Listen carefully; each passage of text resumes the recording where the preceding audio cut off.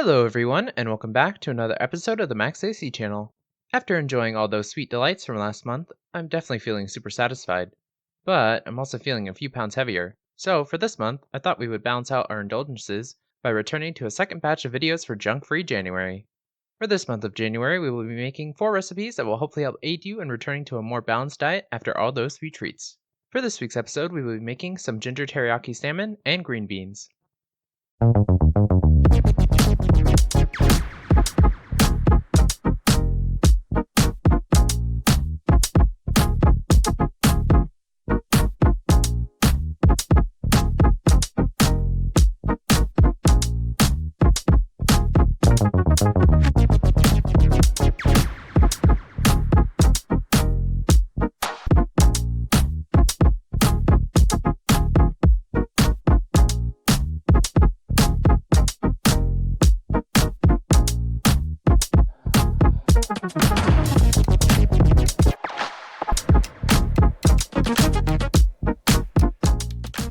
For this recipe, you will need 4 to 5 salmon fillets, 1 pound of fresh green beans, 1 to 2 bunches of cherry tomatoes, 1 lemon, 4 to 6 cloves of fresh garlic, 2 1/4 cups of teriyaki marinade, or Japanese barbecue sauce, or if you want to make your own, you will need 1 cup or so of soy sauce, 1 cup of sake and/or mirin, and 1/4 cup of sugar or honey. In addition, you will need 2 tablespoons of ginger, a half cup of pecan halves, and some salt and pepper.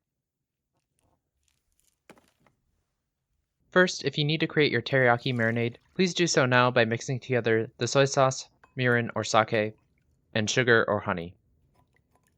You may remove the stems from your green beans at this time as well, and you will also need to mince up your ginger.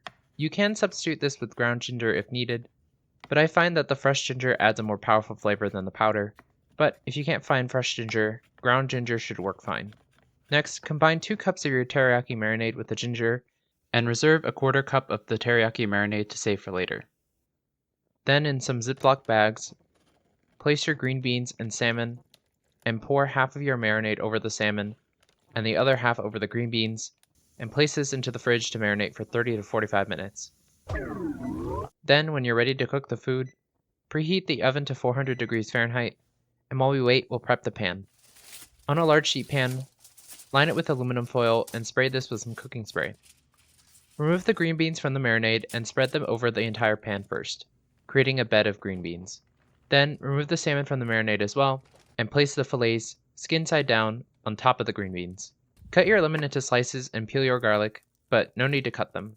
Then, place at least 1 lemon slice and a garlic clove or 2 on top of each salmon. Then, for your cherry tomatoes and pecans, distribute them around the whole pan anywhere there's room. Next, pour the remaining 1/4 cup of teriyaki marinade over everything, and then season everything with some salt and pepper. Your oven should be done preheating by now, so place your pan in the oven and let it cook for 17 to 20 minutes. Then for the last minute or 2, you may optionally turn the oven to broil to give the veggies a nice roasted color to them. Make sure to keep an eye on them so they don't burn. Once that's done, remove from the oven, let it cool for a couple of minutes, and then serve immediately. And with that, your ginger teriyaki salmon and green beans are ready to eat.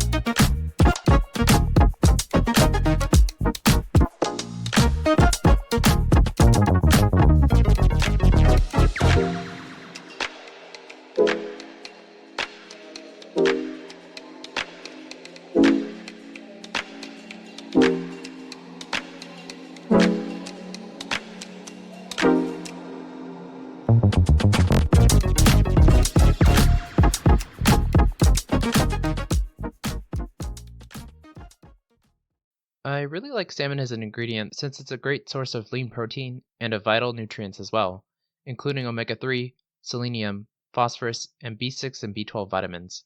Omega-3 in particular is important since it's considered essential, meaning you must get it from your diet since your body can't create it. So I definitely recommend trying this recipe out for its health benefits as well as because it's so simple to make and it's delicious. Speaking of which, As is the case for all of the videos this month, I discovered this recipe, which I guess they got from Mrs. Happy Homemaker, on Legion Athletics website while searching for some salmon recipes.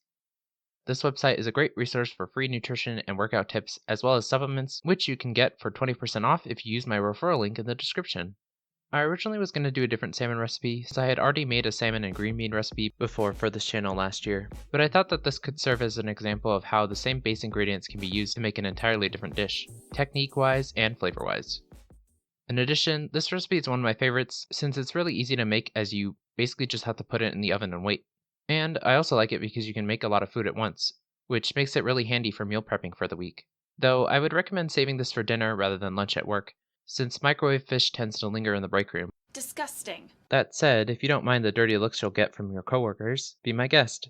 Anyway, I hope you all enjoyed the video. In the comments below, let me know how it went if you decided to make it, and let me know if there's anything you want me to make next. Like the video, share it with your friends and family, and subscribe to this channel for more episodes of the Max AC channel. And remember, if you want to stay cool in the kitchen, turn your AC to the max and watch the Max AC channel. And you will also need to mince up your ginger.